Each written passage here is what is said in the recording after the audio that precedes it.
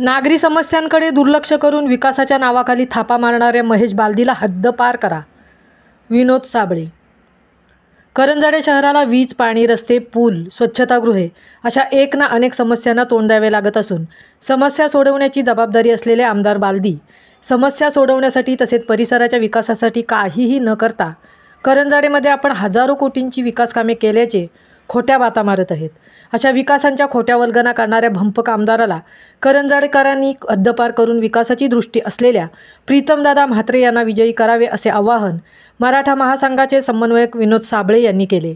उरण विधानसभा मतदारसंघातील महाविकास आघाडी इंडिया आघाडीचे उमेदवार प्रीतमदादा म्हात्रे यांच्या प्रचारानिमित्त करंजाडे येथे भव्य जाहीर सभेचे आयोजन करण्यात आले होते. यावेळी प्रमुख अतिथी म्हणून ते बोलत होते.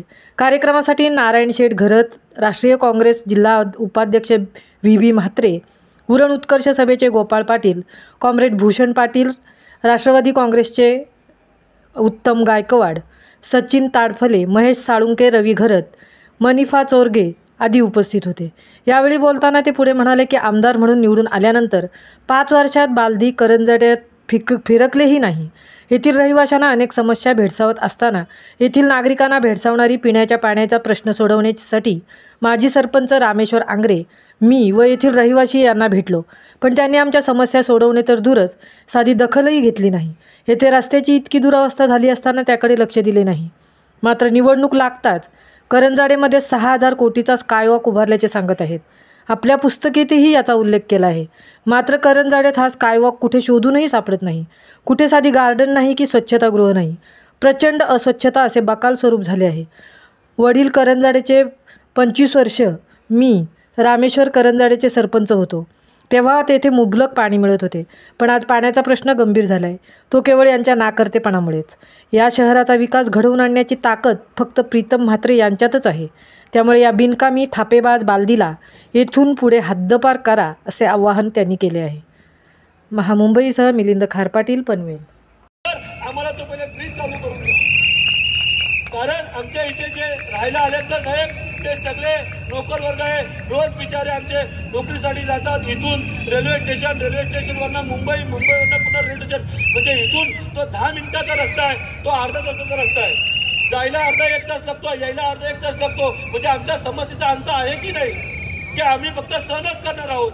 आणि म्हणून हे जे प्रश्न आहेत त्या प्रश्नांसाठी आलेला आहे. आणि अजून एक प्रीतम शेठ, तुम्हाला विनंती आहे, तुम्ही तुमचे वडील कॉन्ट्रॅक्टर आहेत, तुम्ही सुद्धा कॉन्ट्रॅक्टर आहात, म्हणून माझी विनंती आहे आपल्याकडे इंजिनियर असतील ते, कारण इथे एक रामेश्वरजींनी उल्लेख केला तर मी इथे एक स्कायवॉकसाठी प्रयत्न केला होता आणि त्यांनी स्कायवॉक चालू करत असताना नंतर तिथे काय कपला झाला का माहिती नाही, तो बंद झाला आहे. आणि आता इथे त्यांच्या वचननाम्यात दिलं आहे की आम्ही स्कायवॉक बांधलेला आहे. तर प्रीतम शेठ, मी माफी मागतो, आपलं काम करत असताना मला जरा 2 दिवस मला करंजाडे घालवायला लागले. अलग लक्षात का तर हे पडलं तर मी स्कायवॉक कुठं झाला तो शोधत होतो JNPT रोडला. म्हणजे करंजाडेचं नाही, ते मी JNPT पर्यंत गेलो की कुठं स्कायवॉक शोधतोय. तर माझी विनंती तुम्हाला आहे, तुमचे इंजिनियर द्या, तो स्कायवॉक कुठं बांधलाय तो मला बघायचा आहे.